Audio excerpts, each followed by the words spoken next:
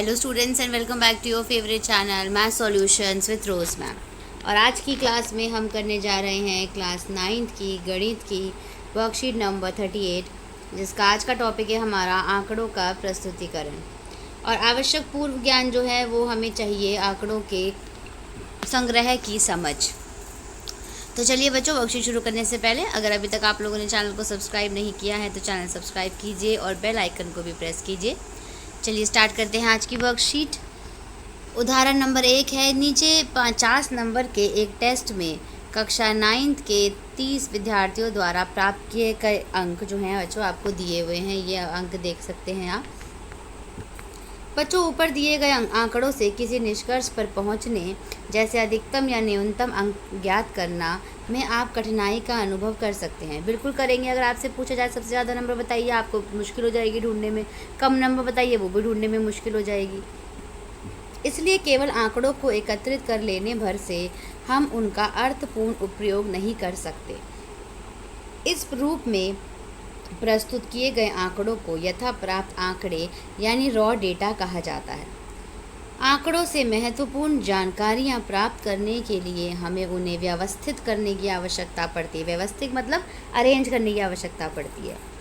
हम आंकड़ों की ऐसी प्रस्तुति चाहते हैं जो समझने में सरल, इजी व एक ही झलक में मुख्य लक्षणों को जानने में मददगार हो। मतलब एक बार में हमें उसको देखने पे समझ आ जाए उसमें क्या क्या इम्पोर्टेंट पॉइंट्स हैं। आइए आंकड़ों को प्रस्तुत करने की विभिन्न विधियों को समझें। यदि ऊपर दिए कक्षा 9वीं के विद्यार्थियों द्वारा प्राप्त अंकों को आरोही यानी असेंडिंग ऑर्डर में, अवरोही यानी डिसेंडिंग क्रम में लिखें तो कुछ महत्वपूर्ण जानकारियां ज्ञात करना सरल हो जाता है। आरोही क्रम में लिखने पर, आरोही क्रम क्या होता है बच्चों? छोटे से बड़ा यानी असेंडिंग ऑर्डर। और अवरोही क्रम कौन सा होता है? बड़े से छोटा। तो हमने छोटे से बड़ा यहाँ पे हमने सारा नंबर इस तरीके से लिख लिया। यहाँ हम आसानी से देख सकते हैं कि अधिकतम अंक 41 है। 41 देखिए अधिकतम अंक नज़र आ रहा है आपको। और न्यूनतम अंक 2 है। ये देखिए सबसे छोटा नंबर क्या है? 2। आंकड़ों के अधिकतम और न्यूनतम मानों के अंतर को आंकड़ों का परिसर कहा जाता है। यानी इंग्लिश में क्या कहते हैं इसको? रेंज कहते हैं बच्चों। परिसर कहते हैं कि जब हम वो अधिकतम आंकड़ों में से न्यूनतम आंकड़ा माइनस कर देते हैं तो रेंज निकल जाता है। अतः यहाँ परिसर 41 में से 2 माइनस किया तो कितना आ गया? 39। आंकड़ों को और अधिक समझने तथा उनसे और अधिक महत्वपूर्ण गणनाओं के लिए हमें उन्हें एक सारणी के रूप में लिख सकते हैं, जिसे अवर्गीकृत बारंबारता बंटन सारणी कहा जाता है। ठीक है, क्या कहा जाता है कि जब हम टेबल में लिखते हैं उसे तो उसे अवर्गीकृत बारंबारता बंटन सारणी कहा जाता है। इसके लिए हर अंक के लिए एक मिलान चिन्ह लगाया जाता है। बच्चों देखिए इसे मिलान चिन्ह कहते हैं, इस तरह के जो है निशान को। एक ही अंक के लिए 4 मिलान चिन्ह हो जाने पर 5वां मिलान चिन्ह पिछले 4 चिन्हों को विकर्ण की तरह काटता हुआ लगाया जाता है। यानी देखिए 1 दिखाना है तो ऐसे दिखाएंगे, 2 दिखाना है तो 2, 3 दिखाना है तो बच्चों 1 2 3 ऐसे, 4 1 2 3 4। लेकिन अगर 5 दिखाना है तो 1 2 3 4 और 5 ऐसे दिखाना है। फिर 6 दिखाना है तो 5 के बाद 6, 7 दिखाना है तो 7 8 ऐसे हो गया 9। लेकिन 10 दिखाना है तो फिर अगेन ऐसे, मतलब 5 5 पे आपको इस तरीके से काटता हुआ ये दिखाना पड़ेगा। जैसे कि आप सारणी में अंक 19 तथा 21 के लिए देख सकते हैं। किसी अंक के सामने लिखे मिलान चिन्हों को गिनकर उस अंक की बारंबारता लिखी जा सकती है। ठीक है, तो अब हम ये टेबल देखेंगे बच्चों। यहाँ पे आपको टेबल में दिया हुआ है, जैसे आपको ये बताना है कि जो ये 2 है कितनी बार आया है। तो 2 जो है अगर आप यहाँ पे देखो तो ये 2 देखिए कितनी बार आया हुआ है? 2। 5 कितनी बार आया है? 2। और 12 कितनी बार आया है? 4 बार आया है 12। ये रहा पूरा 4 बार। तो देखिए यहाँ पे 2 कितनी बार लिखा? 2 बार। 5 2 बार और 12 4 बार। देख रहे हो आप? 17 कितनी बार आया? 3 बार। 3 लिख दिया इधर, 3 डंडे लगा दिए। 19 देखिए कितनी बार आया? 5 बार। तो 5 लगा के डंडे इस तरीके से काट के 5 यहाँ पे लिखा हुआ है। ऐसे 21 देखिए कितनी बार आया है? 5 बार। 25 1 बार। 33 4 बार। 39 1 बार। 40 1 बार। 41 3 बार। तो ऐसे करके इन्होंने टेबल को जो है वो पूरा कंप्लीट कर दिया और उसके बाद ये सारा नंबर जोड़ के कितना आ गया 30। तो कुल 30 विद्यार्थी थे।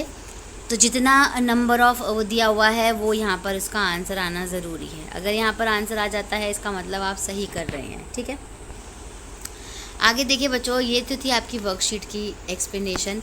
अब इसके अंदर आपको बच्चों यहाँ पे क्वेश्चन दिए हुए हैं, दो प्रश्न दिए हैं। एक प्रश्न पहला पढ़ लेते हैं।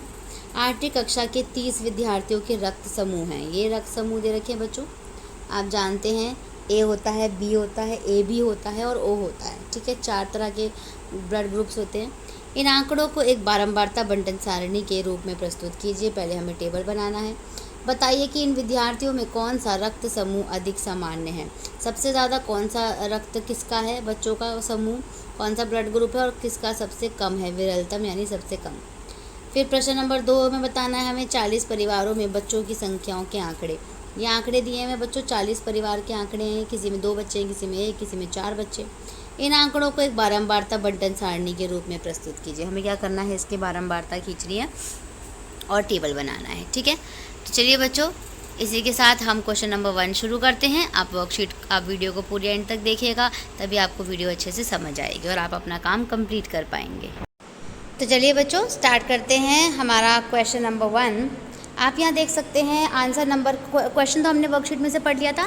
आंसर में देखिए बच्चों, यहाँ पे मैंने ये सारे ब्लड ग्रुप के नाम लिख लिए हैं। ठीक है, मतलब ए और बी जो भी ओ दे रखा था कितनी बार है वो भी लिख दिया। अब हमें टेबल बनाना है। टेबल बनाने के लिए हम पहले लिखेंगे ब्लड ग्रुप, हिंदी मीडियम वाले बच्चे लिखेंगे रक्त समूह, टैली मार्क्स मिलान चिन्ह बोलते हैं, फ्रीक्वेंसी को बारंबारता सारणी कहते हैं। ठीक है, कितने रक्त समूह हैं, एक ए है, एक बी है, एक ओ है और एक ए बी है। ठीक है, अब हमें काउंट करना है। अब मैं आपको बताती हूँ, देखिए इसको थोड़ा सा जूम करेंगे।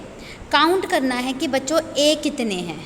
ठीक है, तो ए काउंट करने के लिए आप ये देखिए, ए आपको काउंट करना है 1 हो गया, फिर 2 3 4 5 6 7 8 9। ठीक है, तो यहाँ 9 लिख दिया, यहाँ 9 मिलान चिन्ह बना दिया। मिलान चिन्ह कैसे बनाएंगे 9 का, देखिए 1 2 3 4 5 और 1 2 3 4, 5 और 4 9 हो गए। ठीक है, ऐसे मिलाएंगे।